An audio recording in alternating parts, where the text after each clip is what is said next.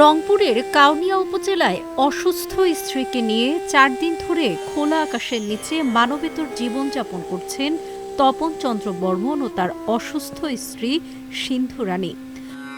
প্রচণ্ড শীতের মধ্যেও মাথা গোঁজার কোনো ঠাঁই না পেয়ে প্রতিবেশীর উঠানে পলিথিন টাঙিয়ে দিন কাটছে তার। রংপুর জেলার বাসিন্দা তপন ঢাকায় নিরাপত্তা কর্মী হিসেবে কাজ করতেন, কিন্তু হঠাৎ স্ত্রী স্ট্রোক করে অসুস্থ হয় গ্রামে ফিরে আসতে হয় তাকে।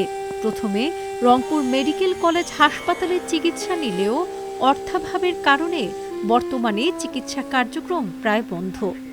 4 দিন থেকে এরা খোলা আকাশের নিচে আছে। আচ্ছা, খাওয়া দাওয়ার কোনো ব্যবস্থা নাই, লোকজনও নাই, থাকার ব্যবস্থা নাই। এই শীতের মধ্যে এরা এখানে আছে। আমরা গতকালকে চকি তোষক এলে দিয়ে যাই সবাই। আমরা আসি দেখি যে এরা মাটিতেই পড়ে আছে। চিকিৎসার জন্য আবেদন করতেছি এবং চাচ্ছি সবার কাছে সবাই সহযোগিতা করুক এবং এদের চিকিৎসা একটা ব্যবস্থা করুক সবাই। এদের কোনো জমি কোনো কিছু নেই, ভূমিহীন এরা।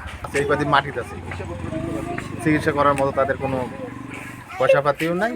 বাড়ি এইখানে এখন যে কোনো চক্রান্ত নিঃস্ব হয়ে গেছে, তার বাস্তবিকটাও নাই। এখন মনে করো উয়ার বউ দেন অসুস্থ অবস্থায় স্টক করছে, করি অসুস্থ অবস্থায় করিয়েছে, কে সেটা খাবার দেয়, কে না দেয়, কি কি করে। হ্যাঁ, যাই হোক, আমরা চাচ্ছি যেন এনার একটা চিকিৎসারও একটু ব্যবস্থা যেন করে দেয় বা তার থাকার একটা যেন কিছু নেয়। প্রতিবেশীর উঠানে মাটির ওপর ধানের খড় বিছিয়ে পলিথিন টাঙিয়ে খোলা আকাশের নিচে বসবাস করছেন তপন ও তার অসুস্থ স্ত্রী। তীব্র শীতের মধ্যেও কোনো স্থায়ী আশ্রয় না পেয়ে 4 রাত কাটিয়েছেন তারা। এই অবস্থায় তারা আশ্রয় ও চিকিৎসার জন্য আর্থিক সহায়তার আকুতি জানান। আমি একটা ছোট্ট সিকিউরিটি গার্ডের চাকরি করতাম ঢাকায়।